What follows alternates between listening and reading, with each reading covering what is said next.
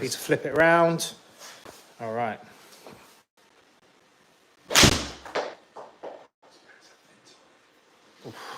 Yeah, we're live. We're live on the YouTubes. Evening everyone, how are we doing? Welcome to the live Zen GRFi exclusive owners club video. It's a Q&A tonight live, so get your questions in, guys. I know there's lots of questions. We've seen lots on the Students of Zen forum. So hopefully tonight we can answer all your questions and help you on your journey with your GRFi system. So it's all about supporting you with your practice. So this is going to be an ongoing thing, once a month at least. Once we've got our new facility at Bawtry all up and ready, it's going to give us an opportunity to do this even more often, so that'll be good. So tonight we've got Mr. Foster. Evening, guys. And resident. Good evening. Zen golf coach.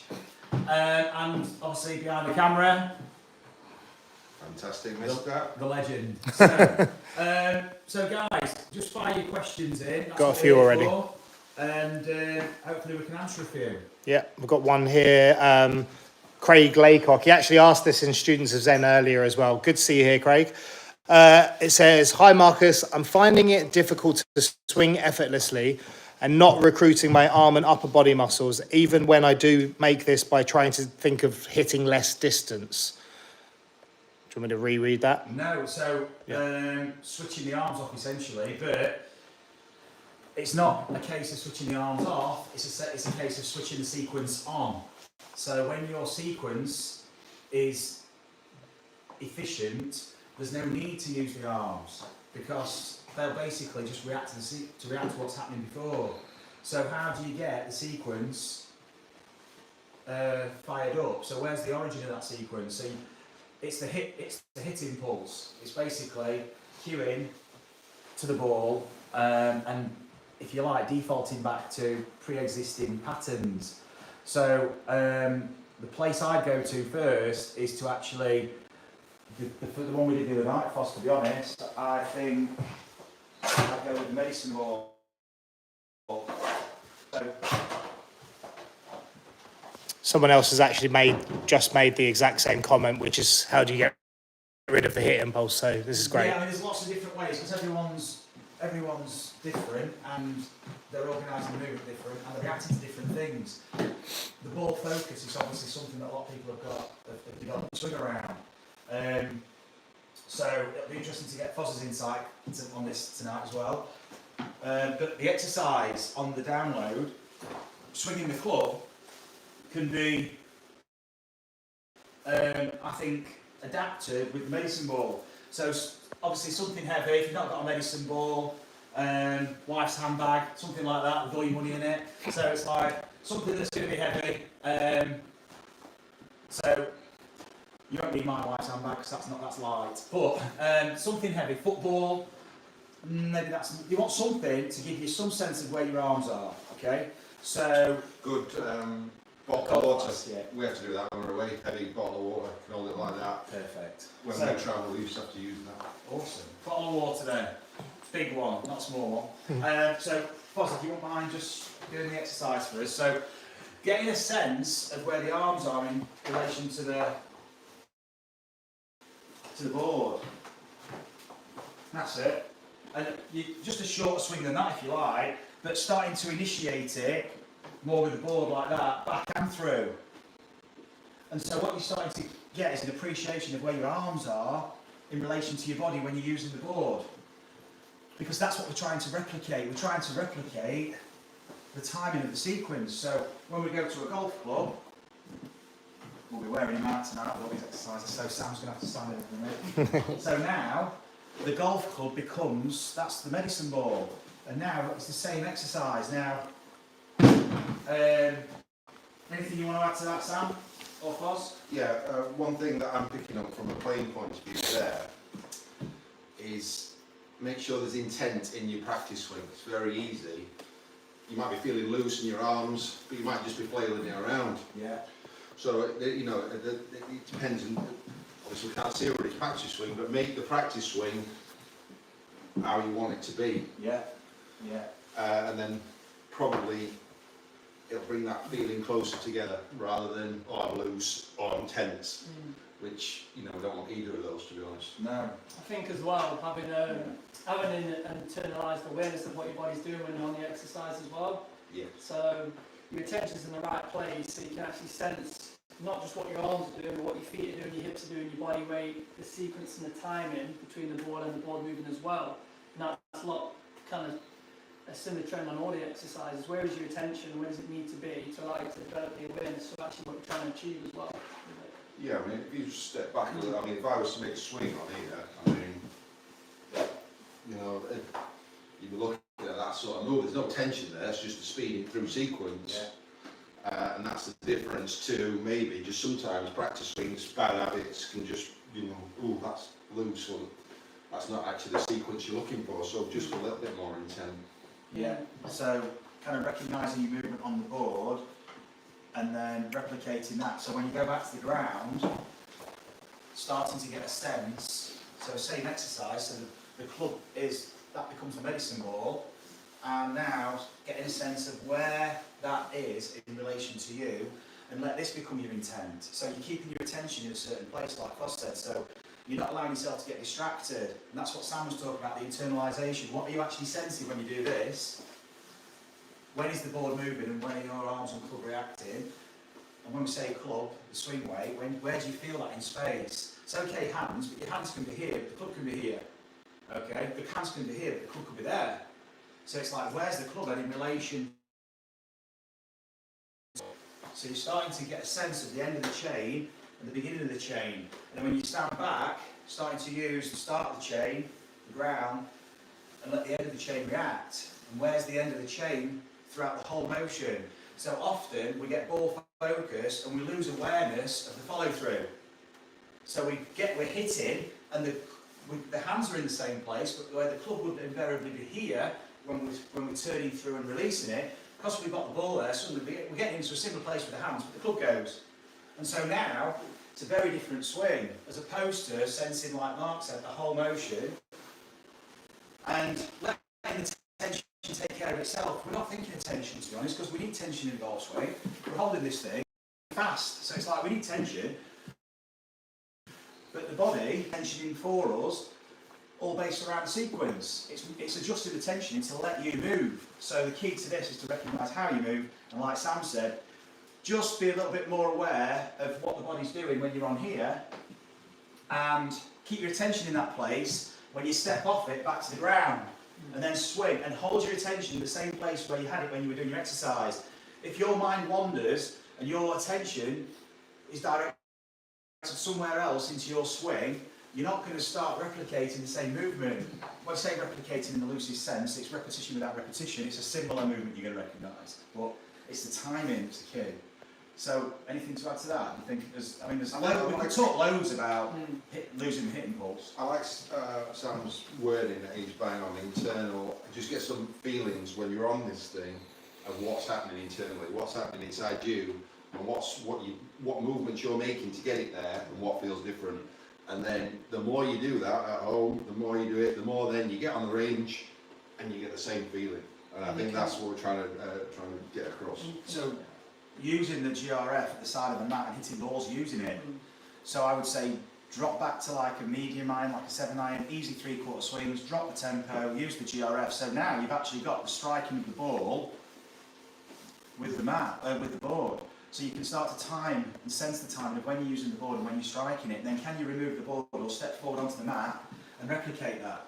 So now you've got your attention in the same place, attuning yourself to that timing. Yeah, test yourself. Exactly, yeah, challenge yourself.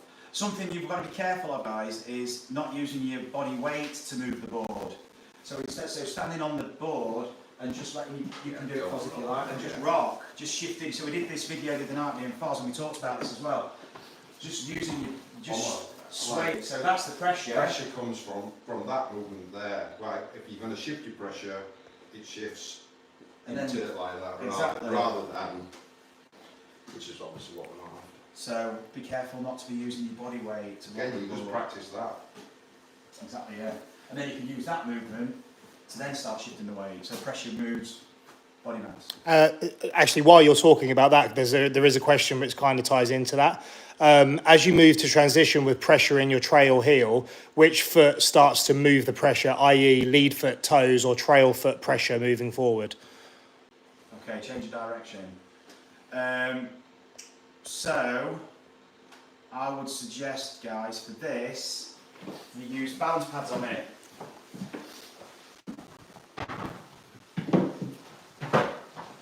So, we are going to be selling these, we're going to be providing another one, because in the pack at the moment you get one.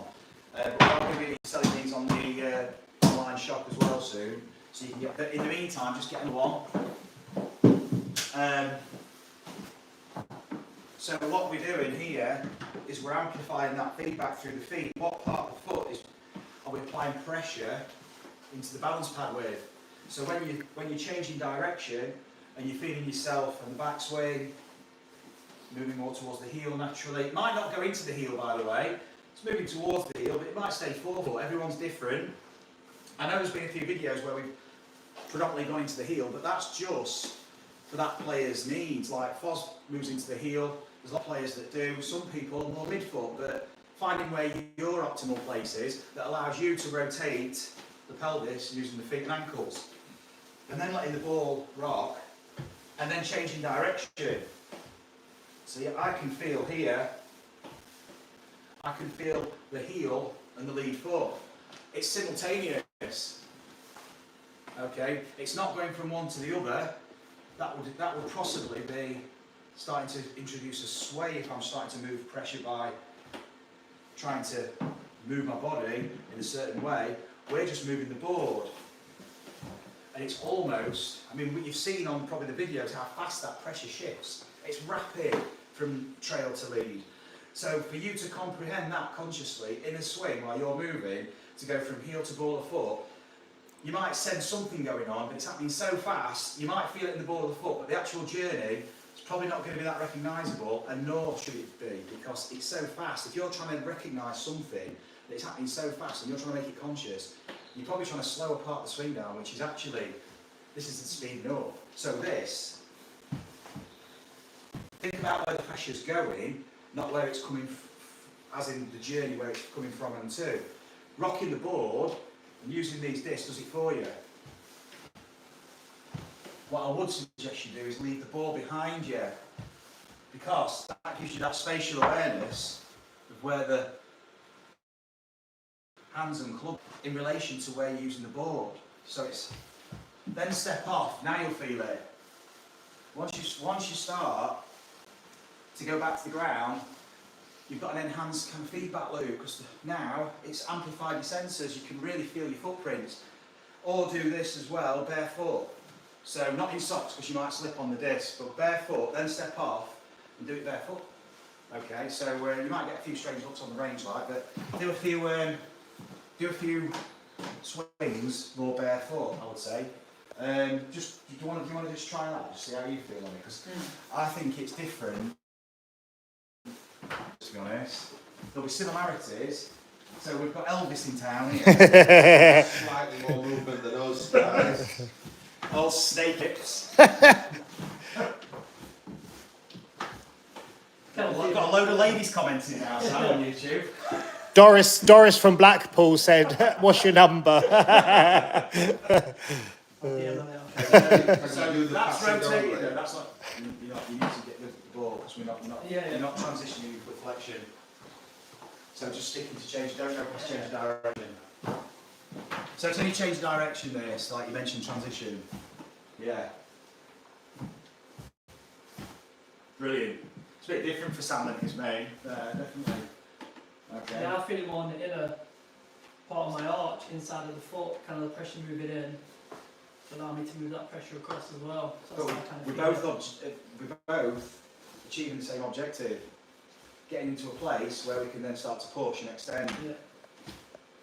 And then I would say, from a playing point of view, also internally, as Sam says, try and feel when it happens rather than what just happens, because once you go to the golf course, you've got to think about the timing of it. I think it's easy to think about the timing of it than what's actually moving.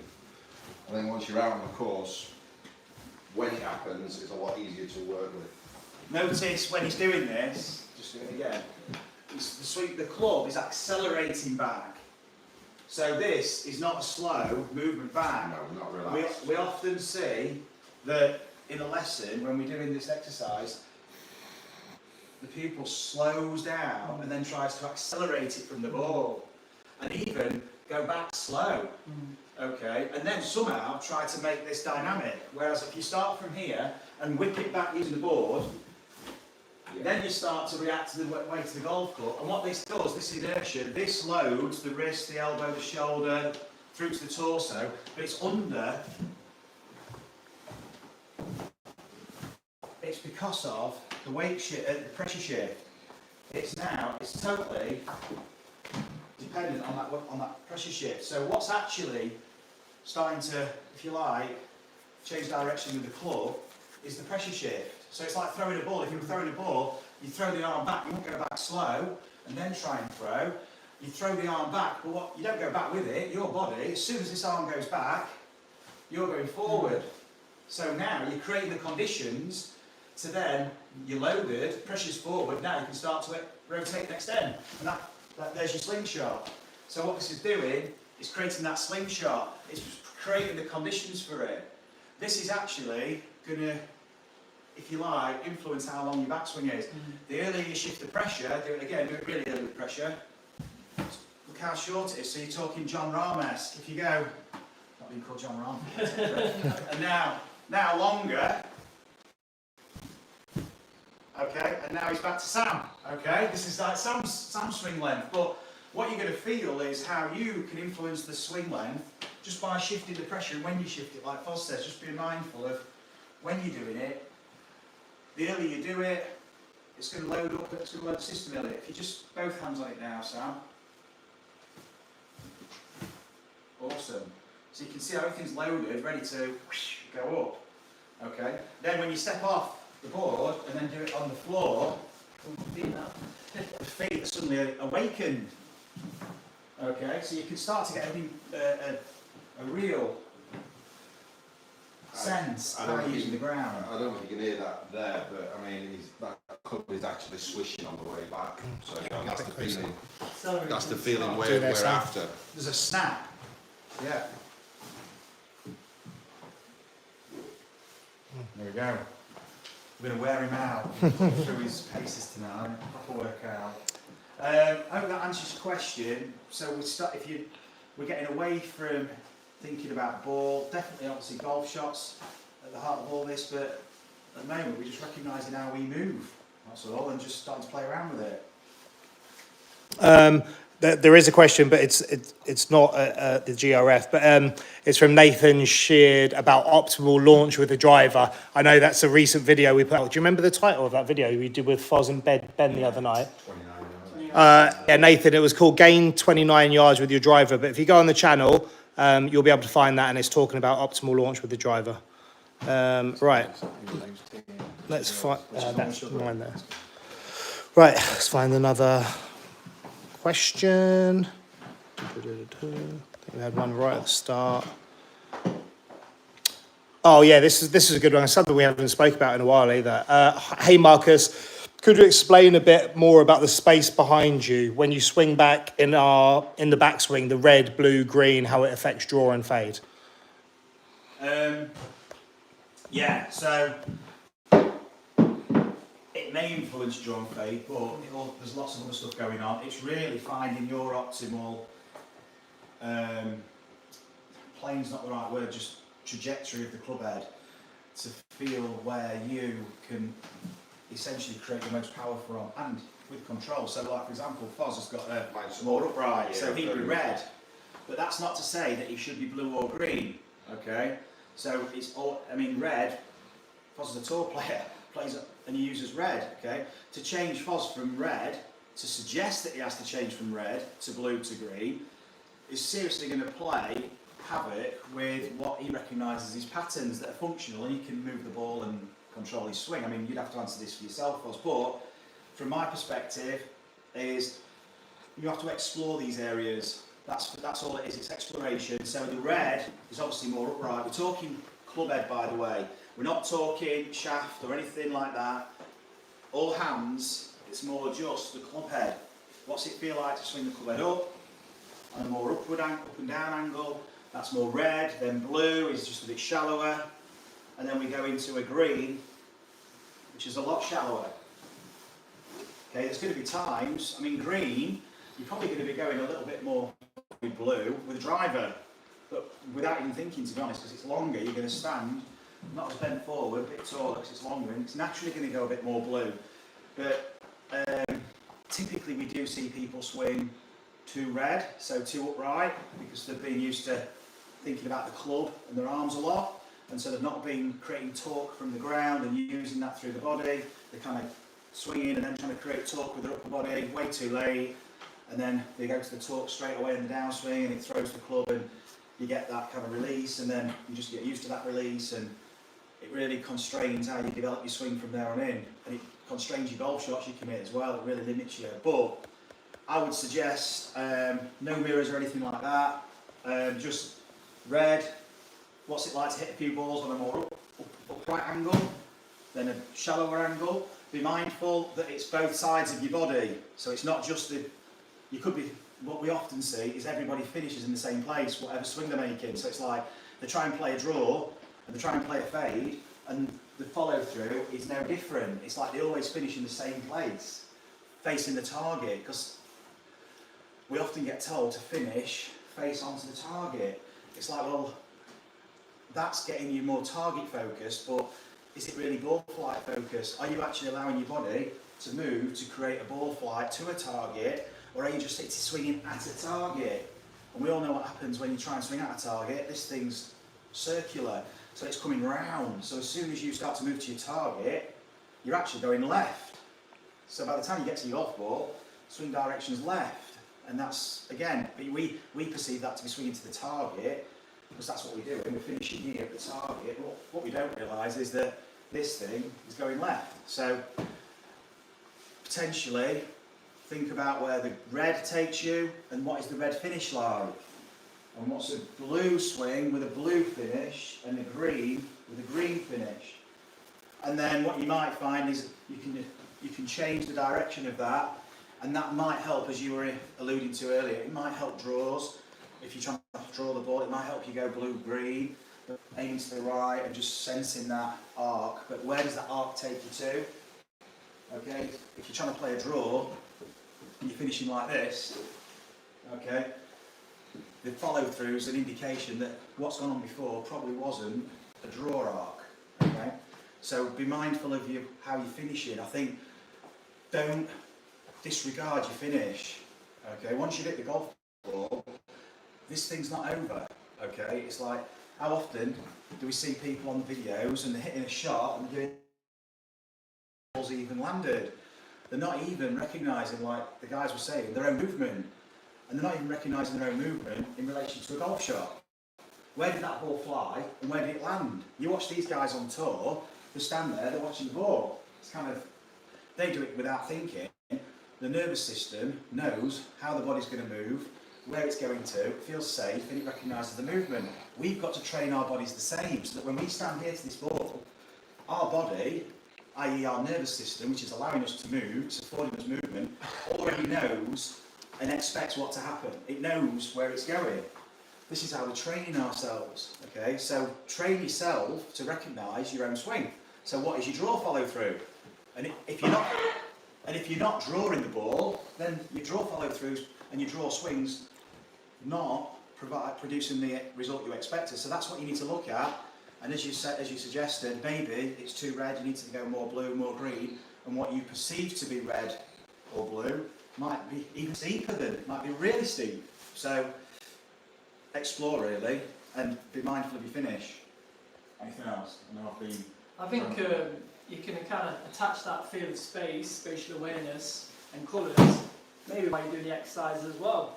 So if you're on the balance pads, what's it like to swing blue, green and red on the board? So you start to reference space with movement as well, and you start to find, actually I prefer to go more red on my irons because I feel more stable doing this exercise, for example, or without the board. So you can make some red swings on the pads, then switch it up, go to in the middle, blue, and around to green, just recognising the movements behind the space as well. So something to think about as well. Yeah, and torquing from the ground, so generating that torque, maybe you're not letting your ankles and hips move in a way that's letting you go.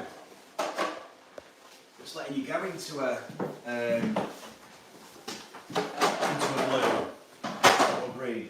So are you actually allowing that movement to happen? Are you allowing yourself to rotate enough?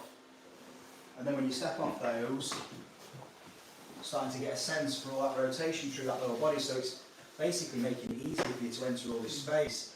If you're resisting with that lower body, you might think you're rotating and using the board and using the rotation from the ground, but you might not be. So you need to just give yourself a reminder with these exercises. What's it like to go, like Sam says, into blue and green, but look at all the rotation that's coming in here. This is really hip rotation, by the way. So now can I get that here? Whoops. So here, can I get that? This is why we don't wear mixed shots. So this is why I don't play. So can you see all that rotation? But the power's being generated from the lower body. Then that goes, instead of swinging the arms first and trying to position it, and then body doesn't need to turn. If I swing the club to there with my arms, body doesn't need to turn. And then I've only got to get the club a little bit further to get some stretch. I'm really not even utilising the ground. So yeah, I'll play around with this and the balance pads. Foz, do you want to add anything to that? Yeah, just a final bit on that. Just don't get caught up predetermining what colour of backswing determines what shot. Don't think, oh, red. I mean, you know, I've got a red backswing, but I can hit a draw no problem. Yeah. You know, so you've got to experiment again, and vice versa. Don't think just because you're flat round here. Don't think that means, you know, you can get fade from there, no problem Matt whatsoever. Coacher swings like that. Yeah, exactly. So it's all people, yeah, a lot of faders swing flat. Classic old one would have been Paul Azinger or something like that years ago, who had it round here. One of the best players I've ever seen. Zach Johnson, another one, right? Yeah. So just don't get caught up thinking that means fade, that means draw. There's a lot more to it than that, and a lot more experimenting to do with your own feelings. Experimenting is the key word to feel what's right for you. Question from Nigel Ward. You talked in the GRF video lesson about external hip rotation in a downswing and how Luke Donald doesn't do this, but I don't really understand what you mean by that. Okay, so that's where we go. Yeah. Oh, Scott Macy's here also. Hello, Scott. Lizard. The lizard is in the building.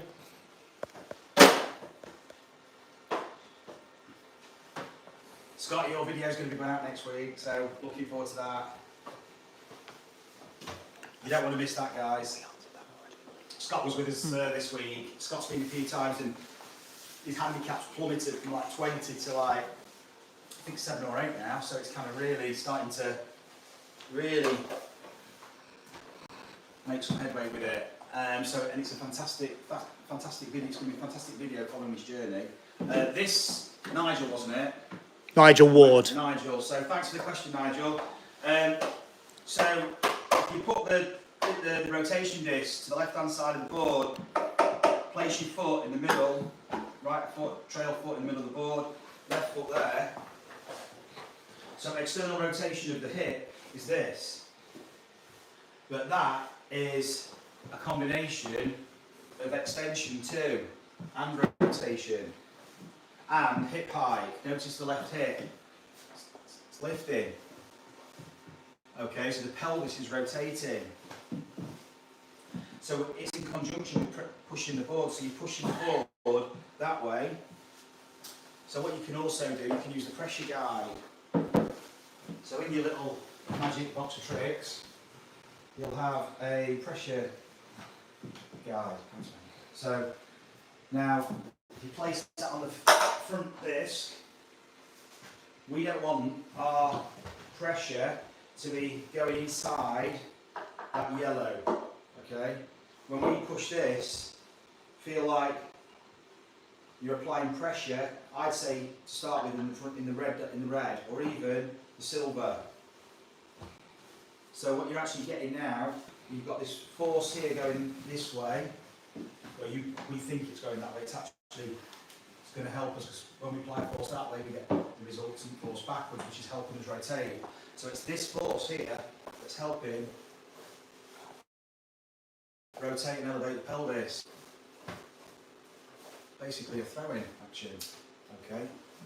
So what you're doing, this is just allowing you to explore the hip rotation. Don't worry if you're not getting like 90 degrees, because we're going to have the resistance to the ground as well. But what you're feeling is you're feeling extension to the left side. As opposed to when I mentioned about Luke Donald, he's got a pelvic sway, goes into internal hip rotation. So essentially he loses the ability to rotate from the hips, because he's shifted his centre of mass, puts him into an anatomically position where he's got no pressure from the ground, that's just literally sliding, and he's in a position now where he can't extend.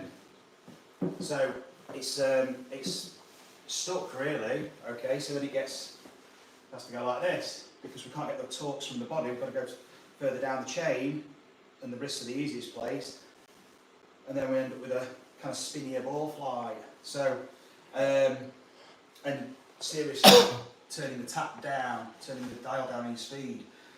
But as soon as we can start to open up, I mean, imagine throwing a ball like that. Okay, you're not going to get any power. You need to rotate the body and extend. You only have to look at the long drives. The long drive guys, they're the opposite end of the spectrum.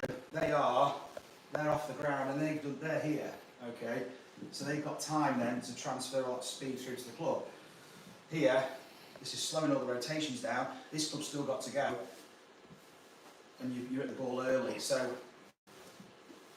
playing around with this kind of feel here, and then standing off it and just starting to get a feel. You could even throw a ball, to be honest, and then using that feeling in the swing.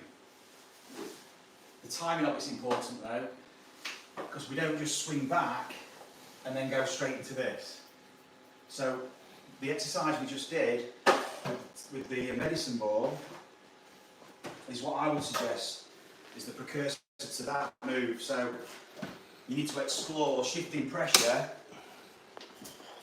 whilst recognising where the end of the chain is. Now just notice, it's the video me and Foz did, this is not extending. I'm not banging the board by extending the leg, we're banging the board by flexing and dropping the centre of mass. Now, what goes down can go up, and now you've got that move. So you could use the medicine ball, get yourself feeling that flexion into the ground, and then from there, this is where you feel the hips go. So then you can do a few of these exercises, starting to get a feel for that. And now you've got both. So you can start to feel the load, and then that external rotation of the hips, which fires the pelvis, and now your sequence is off. But if your club's here, okay, you've got no time, so you can't use that sequence. No matter what happens in your golf swing, you ain't never going to get that sequence because the body can't do it because the club's there. The club needs to be behind, so it's got time, it can react to the sequence now. But if it's over here, so if we get ball focused and start hitting all this, it's just not an opportunity. Anything else? No, No, that was really good. pretty well covered that. That was very good. A few people have a few people have said the same thing, so I think it'd be good to answer it. Drew, Lloyd, and another person. Is it okay if the board turns clockwise a little bit on these exercises, just an inch or so? And then Lloyd said exactly the same. He has a tendency for the board to twist clockwise, and then another person's literally said the same thing. So, if you're, it's not because my feet are killing me, what it is, if I rotate from the upper body, look what happens to my feet and my legs. Now if I'm on the board, that board goes that way. It's the same as this. Okay, so now I've got forces working against me. So if this was on the pressure plate, your line of pressure, that white line between the feet, as you start down, it can go the other way. So now you've got, now you've got a clockwise force against a counterclockwise body movement, and the middle of that is your lumbar spine. So it's kind of not great for your hips and your back or your neck either. So what we need to do, if I go from the ground first, just rotate everything, and then even better, I can learn to fire this way and then stop, because then that can go. So I've got momentum, I've got angular momentum helping me, and I can break it to then let this go instead of everything going, because that's not powerful either, because I'm going, everything's travelling at the same time, so I can't get any speed. I need to brake to then let that go. So it's the brake to accelerate. So it's how you're pushing, okay? What this is heel toe. So that would now, that heel toe, that walking action, but let your body rotate with it. Now you've got the clockwise rotation from the ground, clockwise body movement, counterclockwise rotation from the ground, counterclockwise movement. So you've got everything moving in the right direction. So what Sam was doing earlier is ideal. Rocking the board now, and you're generating torque in the right direction. And then, when you want to brake and then go up, you do it, Sam. So the brake to accelerate now, it's the flexion to extension, and then you can just stand up, and then you can let the club go. So this is kind of after this, because you've created the rotation, so you can do that on board.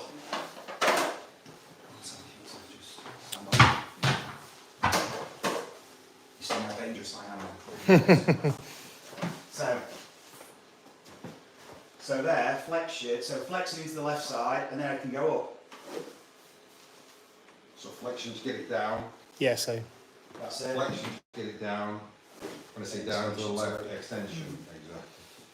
You can also maybe as well, that counterclockwise torque is coming from obviously the upper body firing as well. Yeah. So you could pretty much do a similar exercise, but actually practice shifting that pressure across without rotating the discs early. Yeah. So if this goes first, that's cool with it. You definitely don't want those discs rotating much as you're tipping the board. And I think, just a thing is just to make sure you're using your feet straight away immediately, not swaying. Just use your feet so your pressure's then coming that way on the way down. If you've over rotated your body early on, it's a good chance the board's going to come that way. Yeah, it is. So timing when you're using those discs, there is a rotation with a shift, but it's essentially, this is just allowing you to isolate these components of this exercise. So it's more about letting your body, letting your centre of mass, just go swing back again for yourself, letting the centre of mass now drop. That's it. But not slow. This is Sam's demonstrating there. In real time in a practice drill, that is dropping. Like Mark says, make it realistic. It's practice the way you intend to swing. So it's like this is dropping. So it goes up and drops, and now it can go up. It's good speed. So you can hear the swish. So you've got, this is all helping to get the torques in the right direction. But it's not to perform it on this. When you go back to the ground now, so just do a couple of swings on the ground, Sam. Switch around a bit, that's it. Now, try to do the full motion. So now he's going to of what it's like to rotate from the ground and stand up, because these discs, although he's not moving them in that particular drill, when he goes back to the ground, he's going to get rotation through them. So you can do it in 2 stages, this exercise, so just do it again for yourself, please. You can do it in a load, in an unload backswing, load downswing. So just start again and just throw it back, and then load, and then unload, go. Straight back and through, so start again, so swish it back and then load. So swish it back and load, that's the first phase. Second phase, from there, then you go up. So you can isolate what it's like to go vertical when you go vertical. Awesome. Awesome. We've had this question again from a few people. Malone77, also he said, Sam, thank you for my lesson, you were awesome.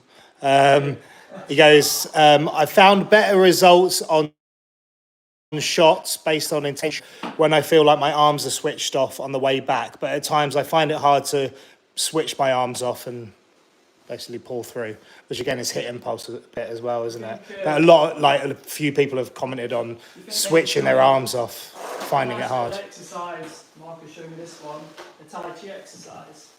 So we're essentially, much like the flying chairs analogy where the arms are chains and the carousel rotates, the arms with chains in this example, they're not going to move themselves. As I start to twist, start to get the forces from the body, from the pivot to let the arms react. So it's surprising how hard this is for people to do in lessons because they're so used to being tense and having lots of muscle activity in the arms to physically move the club.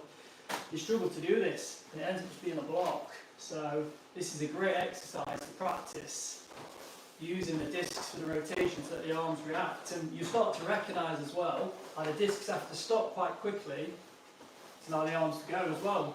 So you're getting used to braking to allow that momentum to transfer through to the arms in both directions as well. So it's quite a neat exercise. And you can also extend to braking as well, can't you? So you can both ways. So it's not easy. No, it's difficult.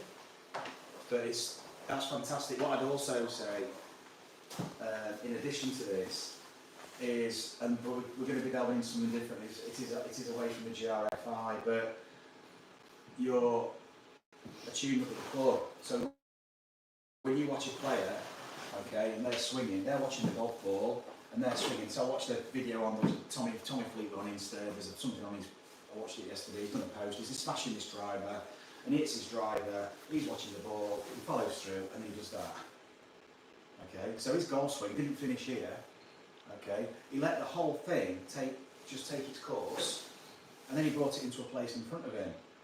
Okay, and he stopped it pretty abruptly. So it was like he's hit it, and then he's like that. Okay, so he's letting the club swing, and he's doing that because he's obviously confident with the golf club. He's like Foz, this golf club is essentially like a part of their body. It's like you watch them after a golf shot, they can twirl it, do whatever they want with it, and it's still a very refined action. If you just try twirling the golf club and let it drop through your fingers, how close to the hosel can you let it go without hitting your hands? Okay, because what that is, that's gravity.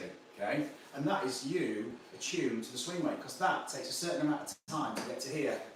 So if you're not attuned to the swing weight, you'll have no sense of timing for this dropping, and it'll probably hit your hands, or it'll feel really cumbersome and clumsy, and you might even be gripping it like a cricket bat.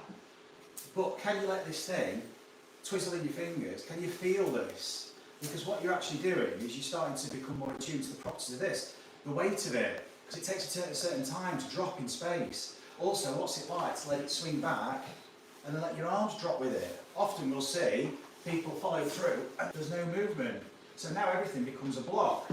And now you're not really letting this thing move freely. How can you sequence if everything's moving together? This thing needs to be fluid. So the wrists are like a universal hinge. The elbows, they've got movement because we've got to transfer energy. Shoulders, they're a mobile segment of the body, so it's kind of, you've got so much mobility with the scap and the shoulder. These are the transmission. You've got to let that energy through to the golf club. You've got to let that energy flow and naturally just dissipate. So it's kind of, you're letting the force just naturally reduce instead of swinging and then stopping, and it's kind of not having a sense for this actual swinging motion. So often you'll see us stand with players and have their club on the shoulder and just let them drop it. What's it actually like to just let a club just drop? A lot of people will do this. Now that is you physically moving the golf club. That's you, whereas this is you letting a golf club drop. So what's the difference between letting a golf club fall? So now my arms are behaving totally different doing this than they are doing that. Because if I live life in this space, and this is what I recognise as controlling a swing with freedom and fluidity, I'm probably not swinging with freedom and fluidity, although I think I am, because I'm not letting the club drop. I'm not actually letting my joints move. Here, I'm just using my shoulders, a little bit of elbow, a little bit of wrist. Here, you're letting everything go, and it's all because of this. So how well can you move with this? So you'll see the players all the time will do stuff like this. It'll be like they move the club around the body so freely with confidence because they're used to this what's called personal space around them. Your personal space. This golf club, they feel confident, comfortable with this club anywhere around the body. So if we want to explore space with the club, we've got to be confident swinging this around our body in lots of different space. And we've got to recognise, are we physically trying to position this and move it through that space, or are we letting it swing through that space? So I would check out Tommy Fleetwood's Insta, because it's a really good swing. Because everyone associates Tommy Fleetwood with a real kind of sawn-off finish, because he uses that swing drill as his sole swing, and he finishes like that. You watch his driver swing, so different. And also after you've watched his iron swings, he's like that, but then he drops it. So there's movement after, if you like, what we would perceive to be his follow through. The swing's not over, okay? The movement's not over. It's like the ball's in the air, they're watching it, club drops, there's stuff going on. There's still movement happening. Because we've got to allow our attention to shift away from this ball. We've got to recognise our movement all the way. But if we're always doing this and hitting, it's kind of, we're never actually giving ourselves an opportunity to know what it's like to actually let this club go and come back. Because this awareness that you're developing through movement here, that will transfer through the whole golf swing. And you'll start doing it this way too, and that way. So it's kind of, the follow through is key as well for me. Actually, a question has just come in, well, actually does tie into that, which is, why do we feel a fluid motion in our practice swings and then tense up when there's a ball there? I guess you've kind of just gone over a little bit of that. Yeah, it's what Mark said earlier. Yeah. It's kind of, it's kind of not having an internalised representation of what you're going to do.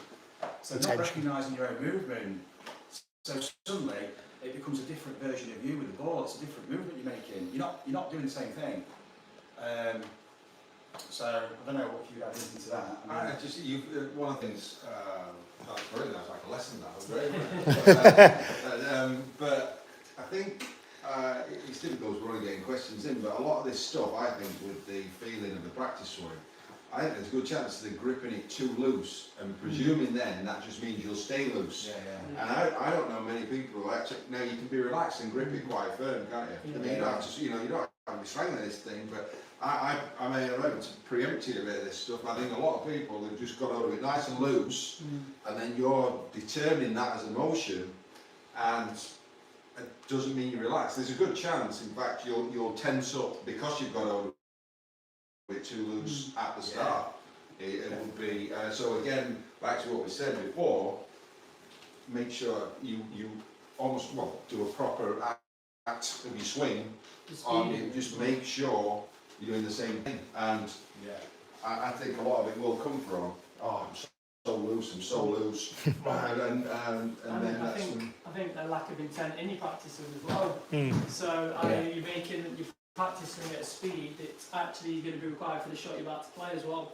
I think making a soft, easy swing is not really going to be representative of what you're about to do with the ball in play as well. So back to that tension, like you said, bang on, Mark. Yeah, it's like a driver. Yeah, I mean, it's different. If you're at your home course, you've got to lose high leg. Talking to your mates, you're like, I'm going to lose. I'm not going to use my arms today. I don't know. Even if you play £2 balls, so you put the ball down, you tense up. Straight away you're thinking, my swing's not the same. Well, it isn't the same. So it's working on this stuff till the parameters come in, and then they become like a tour pro or whoever, where your practice swing feels the same as when you're hitting your shot. It's more recognisable. Yeah. So when you're making your practice swing, it's not really a practice swing. There's no such thing really. It's the real swing. You're making a swing with intent of the shot in your mind. So it's kind of you're making the actual swing, and now when you go to the golf ball, you're replaying it. So kind of you're already aware of the tension you're using, the speed, the sequence, and you're allowing that to happen. You're embracing it. So it's kind of you're giving yourself license to just move and not tighten up because you already recognise what you're about to do. So it's movement recognition. It's recognising how you're going to move and now letting yourself do it.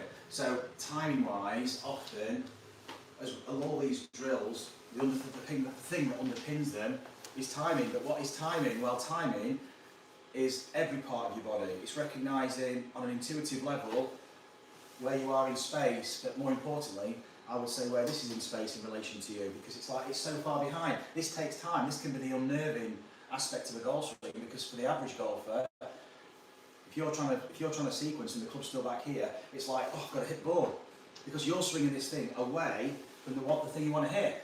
So it's kind of that's the hit impulse.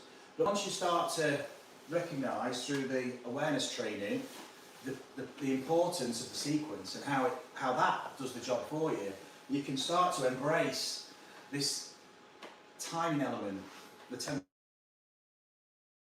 temporal element of this club. It has to be behind. So we often say leave it behind, but that's more just a spatial awareness thing where they're aware that it's behind, and they're now not waiting but just trusting, like throwing a ball. You know, my hand's back here, but you know what's about to happen, and you entrust your body to just release the ball. So it's doing the same thing in your golf swing. It's letting go is a bit of a soft kind of phrase, really, but it's just being committed more than anything, and committed, like Mark says as well, with that intention in mind. Okay, and that might be gripping it firm. Okay, if you're trying to smash a drive 300 yards down the fairway, okay, gripping it loose probably is not going to help. But allowing movement, allowing freedom of movement is. So yeah, hopefully that's helping out. Question from Javier Fernandez Montoya. I hope I've said that right. When I use side bend, I cannot push down so hard, so I have more precision but less distance. Any ideas? Sam? So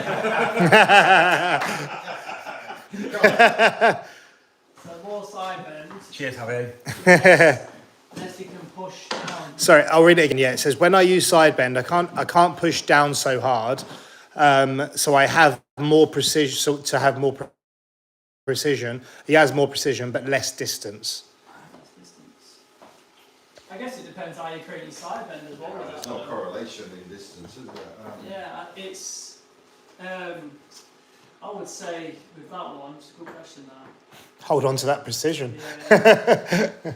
It depends how you get in your side bend, because it's obviously a functional reaction to a sequence as well. But if you're trying to get side bend, You might be doing it wrong, yeah. you might not be getting that as a result of the sequencing from loading to unload with side bend as well. So maybe exploring how you get in the side bend could be quite important. I think a classic check would be on this thing. Yeah. If you go back, if you're side bending and this thing's not getting down, it's not the best. That's just coming too early, isn't it? It's or we could describe that in a different way, but it's just do your own practice swing when you're at home on here. If you're going side bend, which is obviously needed, but later than that, the reason is you're just missing the flexion. You can do the throw ball. Just the board. I think the only thing we can do in that situation is let the board answer yourself at home, and maybe you could, while we're here, have a go on your board and let us know, and then we could maybe, if you let us know if you're getting this down, we could answer again. Yeah. There's also that recent video Belty, Marcus and Sam did with a long instruction on side bend, isn't there? A few videos ago, so maybe check that out as well, Javier. Yeah, I was going to take towards my car. I would. So side bend comes with extension, your right arm too. So when you lose side bend, you extend your right arm, so trail arm. So because the ball's on the floor, so you're trying to hit the golf ball on the floor, and if you swing with no side bend, that extends early. So again, it's recognising where this club, where the end of the chain is, and how it's reacting to you, i.e. the body sequencing. So if you were to throw a ball and essentially just use no side bend, okay, that would be like an early release, okay. soon as if you want to start to transfer speed, because you lose speed if you don't side bend, because you're missing out on what's called frontal plane torque. So you need this in a golf swing, because what that's doing, it's like throwing a ball and just rotating. There's nothing. Okay. As soon as you introduce side bend, suddenly now you can transfer speed through to the end of the chain. So the side bends, if you like, a conduit for the speed from the centre of mass through the torso through to the arm. But if this is already extended, no point, because it's already gone. So this needs to be flexed. So what you'll find is you'll load and shift, and now as you're going up, now you'll start side bend, because you've got to get to the golf ball, but you've got to retain lag. So how do you do that? Well, so the side bend gets to the ball. I don't need to extend my arm, because I'm side bending. So now, as I can extend, now I'll start to, as I extend the body, rotate, now that extends. The same way that you throw a ball. Okay, so throwing the ball, as soon as you start to go up, you're going to start to side bend, you're going to start to extend. But it's when does that happen? Because most people don't side bend and start extending their arms early. So then they go, I've not got any side bend, but that's probably because you're extending this early. When this stays behind and you flex, now, if you want to get to that golf ball, rotate and extend, you're going to start side bending to extend, because the extension's coming later. So you have to side bend to get to the ball. If you're back here, we did that video with Craig, because Craig's got a gammy knee, so his left knee is like sharp, so he had to stay back. So he was an extreme case where he has to really use the side bend, okay, to stay back, to get to the golf ball and retain lag. Because if he stayed back and just used his arms, no power. So he has to use the side bend. Now he can release later. So you're storing, if you like, that energy, and then you're letting it go later. Now, if you've got two fully functional knees, okay, you could load on the front. Now you've got an advantage because you can shift pressure.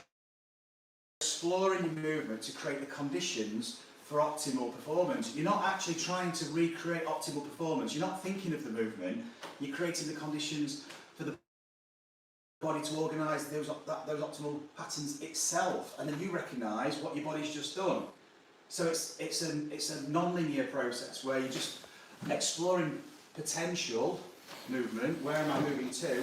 Now how can I go from here? You try that. If you get a ball, load in flexion, now try and throw that ball, you ain't going to stay in flexion. Okay? And you aren't going to just extend your arm, you're going to go up and you're going to side bend, and now you let the arm go. So get into that place, then stand up and throw the ball. Notice how late this happens, then do it one-handed, same thing. Now both hands, so you can start to feel how the side bend just automatically emerges. It's part of the sequence. You don't have to think about it. You'll do this day in, day out. You side bend when you walk in. So when you walk, you don't stay straight. When you walk, you side bend. One side's longer, one side's shorter, and then when you push off, you go the other way. You're continually side bending and rotating in life. So when you could go on, and I don't want to go on too much because I do this sometimes for hours, but when you're walking, you're side bending. So look at that, that's short, that's long. So I'm just letting myself go. Do that with a golf club. Side bend. Just by literally using the balance pads. Get a ball, now add a bit of speed, go to throw it. Now you get a sense of when you can extend and get that snap. And it's happening here. A lot of people's snap will happen early. So, throw in. When you throw, I suggest you throw into the ground as well. So you're throwing into the ground in front of you to get it to bounce. So it's there. Because now you're starting to enter similar space to a golf swing. So you're not trying to replicate a golf swing, but you're trying to move through similar space. Anything else, you reckon? No. So, I hope that kind of I guess that's a bit deeper, that, but ultimately you don't need to know all that stuff that underpins it. All you need to do is just load in flexion and throw a ball into the ground, and you've got it automatic. Awesome. Javier said, thank you very much. Dr. Drew B said, I've been cursed with a short backswing. What can I do to focus on using the board to allow for a bigger, more full turn? Say that again, sorry. I've been cursed with a short backswing. What can I focus on with board drills to allow for a bigger, full turn? And you can make a full turn and have a short backswing. That's the Yeah. thing of John Rahm. Yeah. So Well, it's open to interpretation, isn't it? Of what a short backswing is, like you say. yeah, it depends if you're only turning 60 degrees, then you've got to get movement. Otherwise, you know, like you loaded when he did his John Rahm interpretation earlier, Yeah. getting fully loaded earlier. Yeah, left foot right there. Yeah. So yeah, looking at rotation, then it's what we see with a lot of people that aren't really fully utilising the lower body, their ankles and hips, which are big rotating joints in your body to allow the pelvis and everything else up to move as well. So this simple exercise of pushing from the left back to the right is going to get pressure moving through the feet, which is going to result in the ankles starting to rotate, and that allows the hip and pelvis to go a little bit more now, where you can see a lot of people aren't really interacting from the ground in that way, and they're driving with their upper body. It's more lumbar now that they're really getting the rotations from, and that's not really a rotating joint, you see, and that can obviously lead to injury as well, but also a restriction in rotation and swing as well. So this is a perfect exercise to really get the lower body joints rotating and moving, because these are the bigger rotating joints that we want to be utilising. So this is a great exercise just to feel the pressure moving, and you can almost imagine there's a ball down on the ground, so it's context of a golf swing. You can just start to twist back. You can even do the exercise where you look behind you and doing it. So you start to look back at the board and you start to recognise, oh, I can bang the board and push the disc to look behind me, then look back at the ball. And you've got the side bend, which is going to facilitate the lower body rotation as well. Often you see people moving as a block in flexion, and now the central mass is so close to the edge of my base of support behind my feet. The nervous system's going to kick in pretty soon here and probably stop, because it feels like it's going to compromise its balance, especially if it's got a golf club to counterbalance. It's going up in the air as well. So it's a knee exercise just by pushing from the pad and banging the board to facilitate that pressure moving through the foot, and it's turning up and behind you. And you start to explore your natural rotations there. We just had another question. Yeah, as well. from this is perfect for that. ties into what you're doing. Yeah, just trying to From Un Petit Te Pouvoir.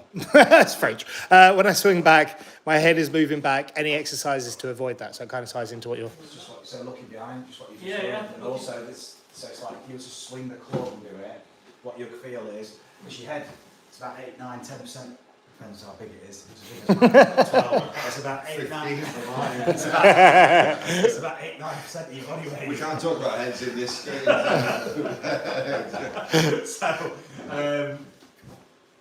So torso, obviously centre of mass, upper body. You've got a golf club like Sam's just mentioned that's swinging that way.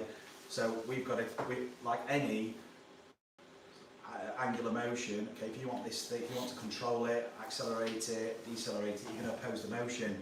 So if something's swinging that way and accelerating, you're going to be moving this way. So if you're moving with it, I mean the forces aren't that big. Okay, so it's not a sledgehammer. Okay, but nevertheless, we want to start to move in a way that's going to facilitate a real efficient change of direction. So, like Sam said, if you're in lots of flexion, your head's over here, you've got a lot of mass to move to get back, or you're going to compromise how you're delivering the club. So, essentially exploring, again, there's no right or wrong. There's a lot of tour players, I mean, I don't know why I mentioned tour players, but I suppose we look at them as elite performers. There's a lot of players who stay in some flexion, there's some who extend. It's finding the right one for you, because it depends what ball flight you like, what ball flight you want, what club you're hitting. But as a way of exploring all this opportunity to move, if you just don't mind doing that exercise, Sam, I'll do that. So just go right-handed and just looking behind you. So notice how the body would naturally rotate. All Sam's doing here is imagining there's someone behind him calling him out. And then swing just back again. And now hold that place and just look down to where the ball is and get a sense of where you are in space. You can bring your other hand to meet your grip Yeah. as well. Bring your hands together. So you started, your body's just rotating. We've not told it how to rotate, we're just literally looking behind us, but we're doing it by initiating it from here and reacting to the club. What you might notice, what you might find, is that if you go into flexion over here and you're swinging over here, you're doing a lot of the work. So you're actually moving this club as opposed to letting this thing swing. So it's the conker on the piece of string analogy where it's the pivot, you're just rotating, this conker swings round. If this is moving with it, the string would sag. Okay, the conker would drop. So what you've got to do now, you've got to physically keep the conker up. Okay, if that's the conker, you're having to do the work now. Whereas if you rotate, this conker swings. So it's kind of just recognising how you're tapping into this kind of fluid motion. But as soon as you start going with it, you're physically having to do the lifting. Okay, and that's no fun for anyone doing hot lifting. So it's kind of just shows the examples again, Sam. So inefficient, kind of using the arms and lift. So that's typical. Yeah, doing all the work to lift it up. And then just letting the body move to swing the club. Okay, you don't even have to rotate that much. Okay, so if Sam's got a lot of rotation available. It's like Stretch Armstrong, but just do a small, like Mark says, it can be a short swing. Okay, but what you're doing is you're exploring your rotation. You'll find when you go back to the ground, just without the club first, just explore rotating. Yeah, just look behind you and notice how does your body want to rotate now. Instead of starting that with your head, you're going to use your feet to give you the speed to rotate the head round. So now you're using the feet to rotate the body to allow you to. So now the speed's coming from the ground to rotate the pelvis to let you turn your head. So you're exploring how much rotation you've got with ease, because your body will tell you straight away if it's comfortable or not. It'll stop when it has to. So you're just turning around and having a look. Now, what's it like to do that from the ground? So now you can start to see from a different place. So now you'll feel these move first and the head move last, as opposed to the head moving first and the feet reacting. Most people swing this like they're just twisting the head first and these are reacting. And then this is just, there's nothing really going on. Whereas it's very different to use the feet to now rotate the upper body and twist the head. And then from there, just turn your head back. And what's it like? So that's a different sequence to get to the top. So then when you go back to the ground now, and you keep your head down, you can start to feel that kind of introduction of forces really early. So the golf swing doesn't start when you swing this club back. There's loads going on before this club moves, or there should be, because force precedes motion. So you're creating forces to create movement, and that's what the system's doing. It's helping you tap into those forces that create the ensuing movement, really. So anything else? Struggling to find anything new. One's just come in from David Lamson. I'm finding it difficult to get the right foot banging the board. So on the backswing, finding it. Really, does it? So No, we touched on it earlier, like Mark and others. It's not a case of getting pressure through the heel is the be all and end all to get the ball to move. It's really just making sure that there's some interaction with the ground to allow the pressure to move to allow the joints to move as well. So I'm showing this one. yeah, just if you wanted to switch it, move it side on, and then we can bang the board by. So again, this is one we did before. So you'll see a lot of these drills reoccur, but the meaning behind them is different, and the way that the person's perceiving it and experiencing it is different. So it like means something different to each one of us. So if you just want to pop that on the right. Just remember, you don't need to bang it as well. Like just use the forces. I mean, it doesn't need to. It's not as aggressive. you touched on, it doesn't need to be cracking into the ground. I mean, someone like Sam who's got more flexibility than me he'll probably crack it in a bit more forceful than I will. But then I'll probably create a bit more force coming down that way. So You know, yeah. So I just don't doesn't have to make No. you know, really sound like. Do you want to just show where you put that? Just so. Oh yeah, there we go. So it's just a Under half the right tennis heel. ball just under the. Left heel if you're left-handed. Where's the So we've used a tennis ball there, but you can also use. So what you'll have in your pack, you'll have your pressure domes. So pop that there. So now you can use one on the left, one on the right.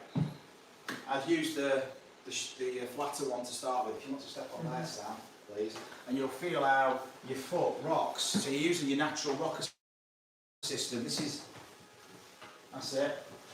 And so you're just naturally letting the pressure move over that dome on the way back. How far it moves is dependent on how comfortable you feel and how much you're rotating and how much pressure you're using.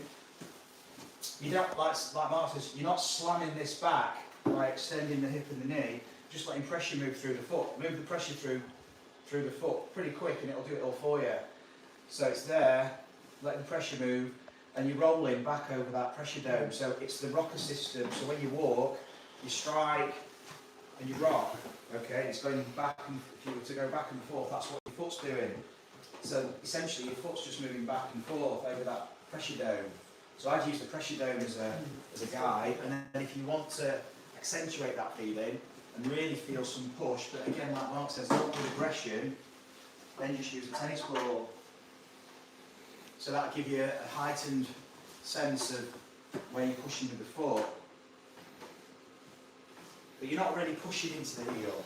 Okay, this is something I would say can be misconstrued. Your pressure is just moving into the heel. Yeah. You're not pushing into it. You're actually pushing from the ball of the foot into the heel. You're actually pushing that way. You're actually pushing forward to go back. You're not physically moving back into your heel. That's your hip, just doing this. You're actually pushing from the ball of the foot. So it might be an idea to put that there, under the ball of the foot, and then feel yourself push off that into your heel when you rock back. It's harder, yeah. That's it. But all these exercises are just giving you an enhanced kind of stimulus of what's going on with the foot. So you can't do anything wrong, there's no right or wrong, you're just sensing it different. And then when you go to the ground and make a few swings, that stimulus now, you've improved your sensitivity to that area of the body and your awareness, so you can start to feel how it could possibly move and how you can optimise it, really. And there becomes a point, you know, after that where somebody comes off there, you'll feel as though you're pushing off the ground without the ball there. That's Sensitising to the ground, isn't it? Exactly. Yeah, Hit balls with that under your foot. Yeah. So you could have that under your foot there, just under your right foot. That's in the midfoot, and just hit some balls with it. So you'll feel when you're rocking back, when you're rocking forward, and then pushing off. So some people might stay back on the heels, some people might never roll back on there, okay? And that's not good or bad, it's just explore what it's like to do it, and maybe you might feel there's an easier way. So you can always use these without the board, and then gradually transition back to the ground. So essentially it's a stage-by-stage process.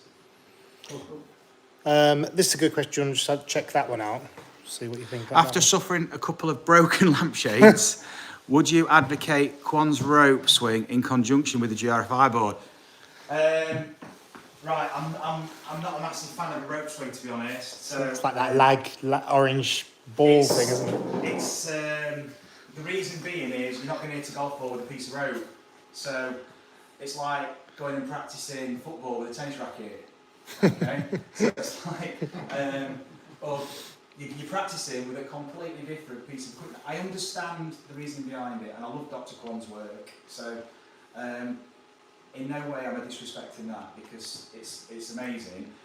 But for me, I have used rope on the end of the golf club.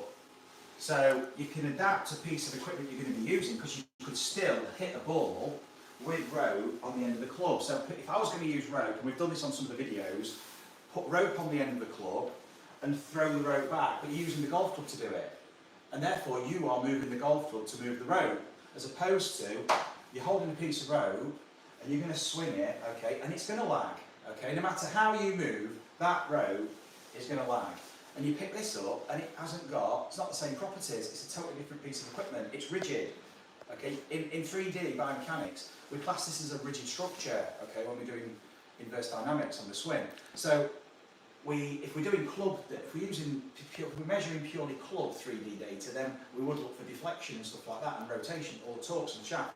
But if we're measuring 3D body kinematics, we treat this as a rigid object, okay, so the lag ain't coming from the object, the lag is coming from you moving the object. So if that object lags, you don't have to.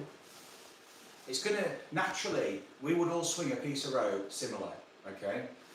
We will all swing a sledgehammer similar, okay? But you put that in your hand, we ain't swinging this similar, okay?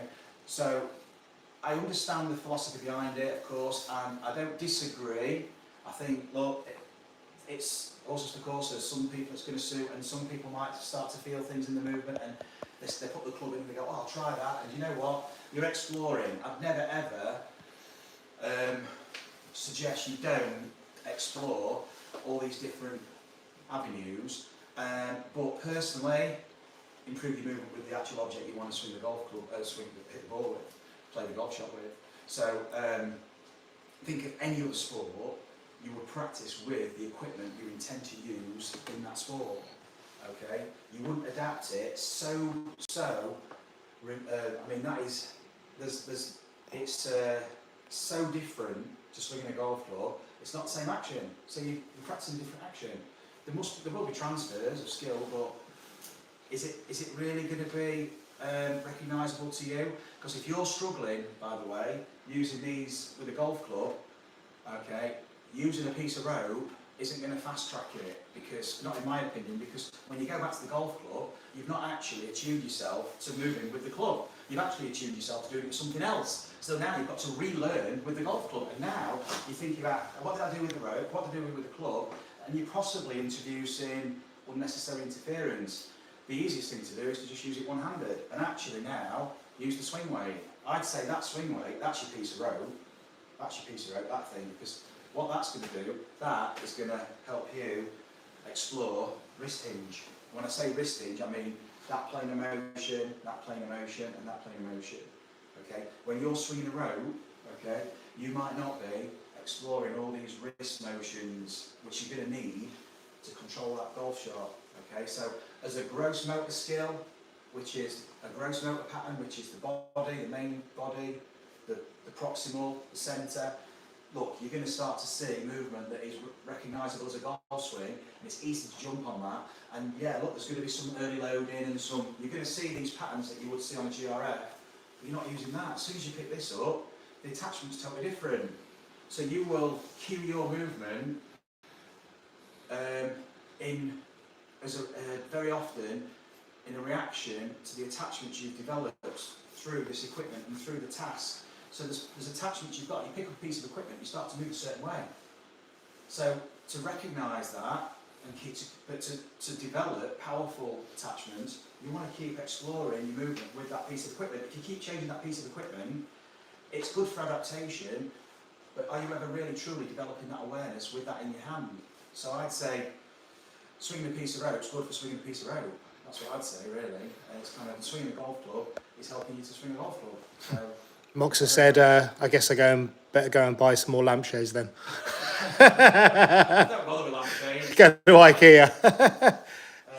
So, yeah, I mean, look, I'm not saying don't, try it. I'd be interested in your feedback, to be honest. I mean, what would you say, Sam?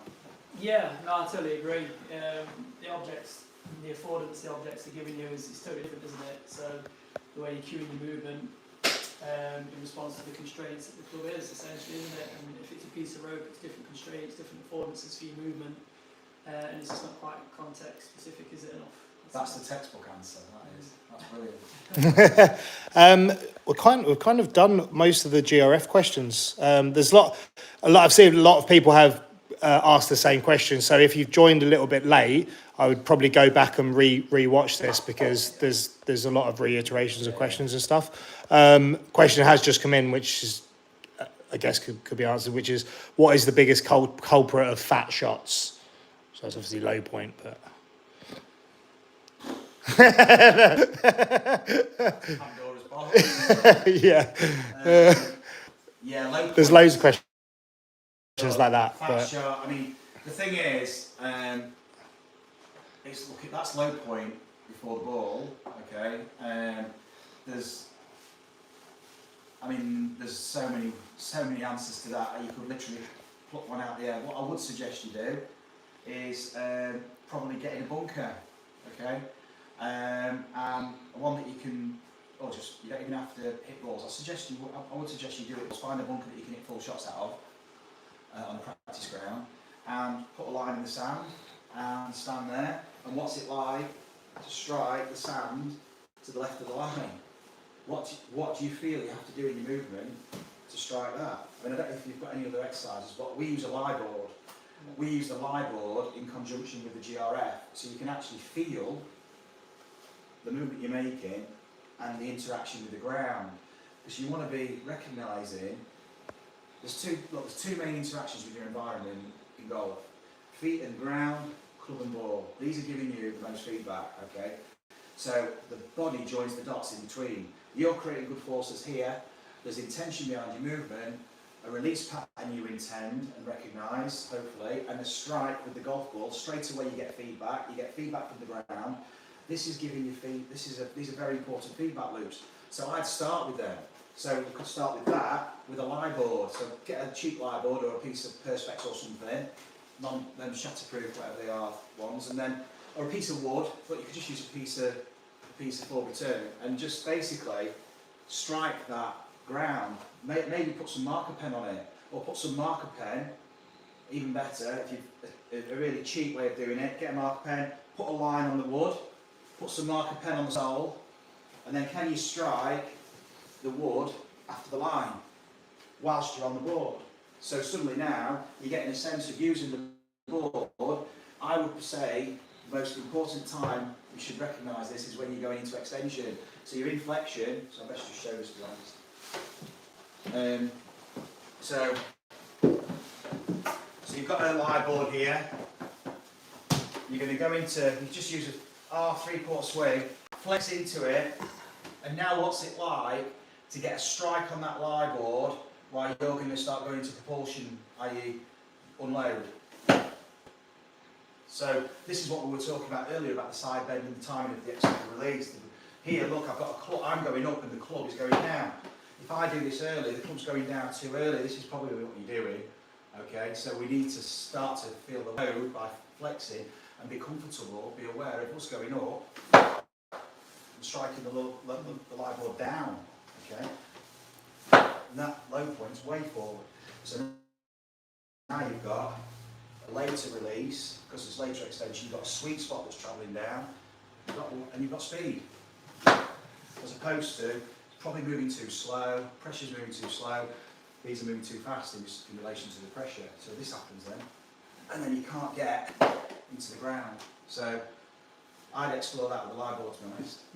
Yeah, same as throwing the ball. You can hit some shots on the GRF as well.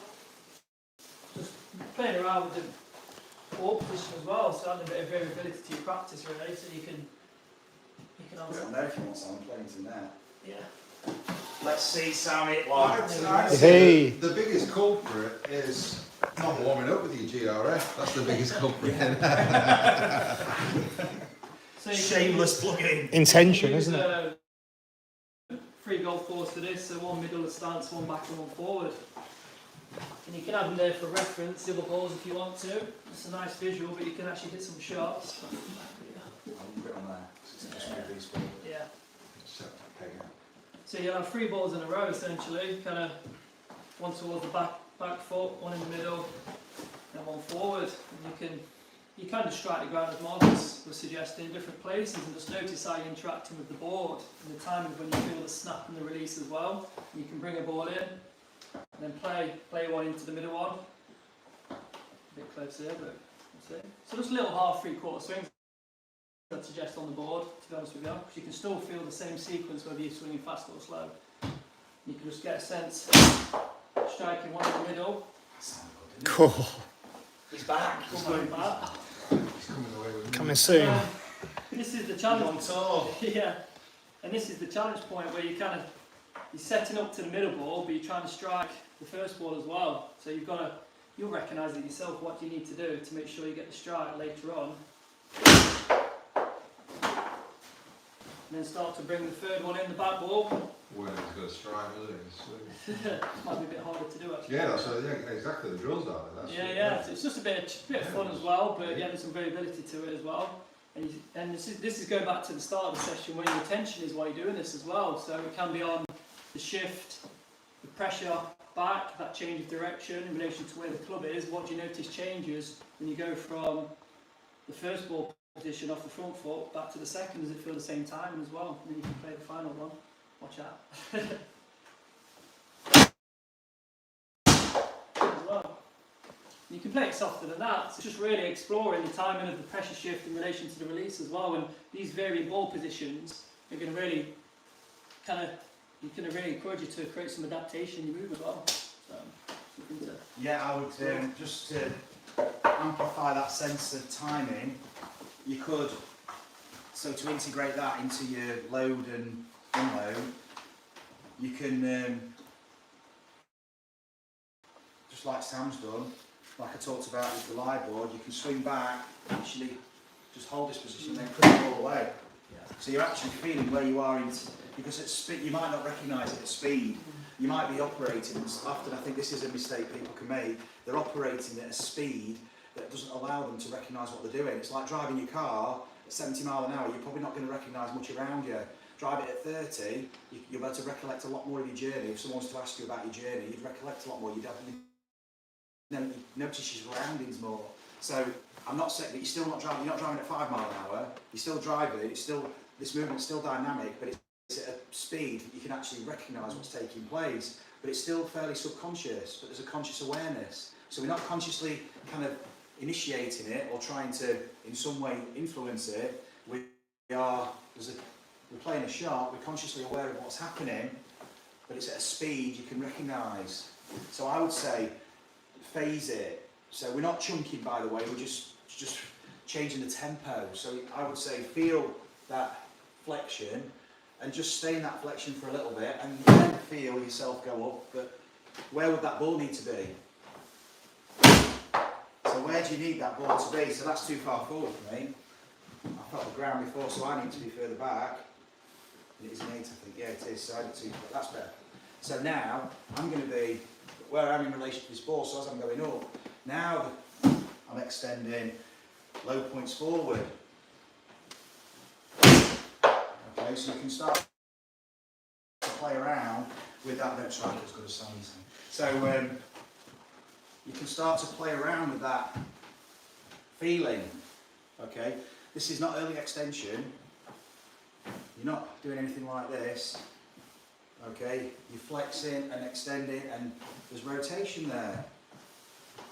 Okay, so not the best strikes, but what it is it's an opportunity for me to explore the timing of that. Foz is the best man to do. Yeah, come on, Foz. There's no point in me explaining. We've got a tour playing now.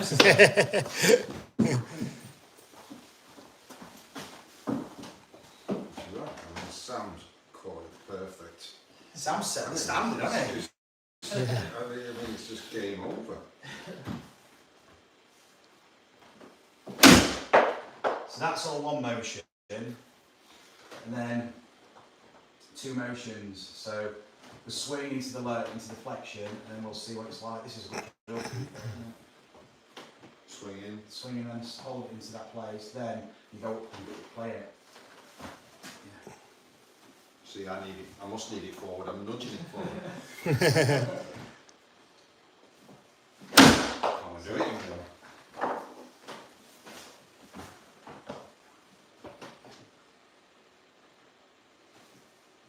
Yeah.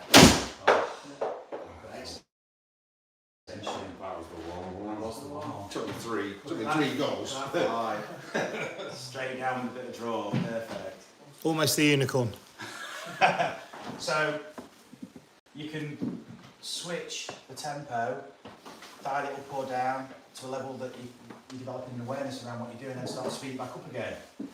When you learn to drive your car, you don't go straight on the motorway at 70 miles an hour, it's a big carnage. So that's not to suggest that you don't leave the test centre or the learning centre, you get in the car and you learn to use the car but at a pace that's comfortable. So you develop an awareness for the car and awareness for your surroundings and what you need to do. So it's the same thing with this system. It's like work at a pace that you feel comfortable with. Don't just go straight in at kind of gaming mode, kind of what you expect to be swinging at like 80, 90 miles an hour. Yes, you can explore doing that, but then develop the ability to just wind it back and smooth it in. Softer swings, develop some awareness, and then start to ramp it up. You can still swing smooth, but increase the intensity. So these swings, that swing Mark was making then, it's like he swung smooth, you could feel it, and he swung in it. I mean, it was I don't know the club head speed, he didn't pick it up, but it was with a little swing, it was 130 yard carry with a little tiny swing. So there's club head speed there still. So there's intensity to it, but he's channeling his energy in the right place and he's focused in the right place to enable him to develop his awareness to then speed it up and refine it. Yeah. Go on, one more. Come on, one more. 200 yard 8 iron. Same drill. You do it, yeah, if you want. Yeah. The only thing I was going to add, It looked good. for anyone, as we talked earlier, who, you know, talking about short of actions or whatever, a good one I like to get it back is, I mean, it takes a little bit of sinking, but it's actually like the drill. And Yeah, start get there. it, yeah. And then that also encourages the load as well. Yeah. I think. You're setting it off with momentum, increasing momentum to react to. Awesome. Guys, any more? Is that We haven't had any more since. Right. brilliant? Hope you enjoyed it. Yeah. So, big thanks. Cheers, Mark. Thank you. Cheers, Sam. Boys. Guys, thanks a lot for watching. Craig, awesome job behind Well done, the guys. camera, as usual. So this is going to be a regular monthly thing, maybe even more often, depending on how soon the range is up and how soon we can operate there. So, but nevertheless, it's minimum. It's going to be once a month. So looking forward to that. Let us know your questions. Drop in comments. So drop us a line on Insta, Facebook, on other YouTube videos, so we can prepare some answers for upcoming videos. And guys, hope you're enjoying your GRFi system. Hope this is helping you now. There's some food for thought, some things to practice, and we look forward to seeing you in a month's time, guys. So all the best. And Cheers. guys, so it's going to be after Christmas, so we want to wish you a Merry Christmas. Merry Christmas. Have a good time, Enjoy. and we'll catch you up in the new year. All right, guys, take care.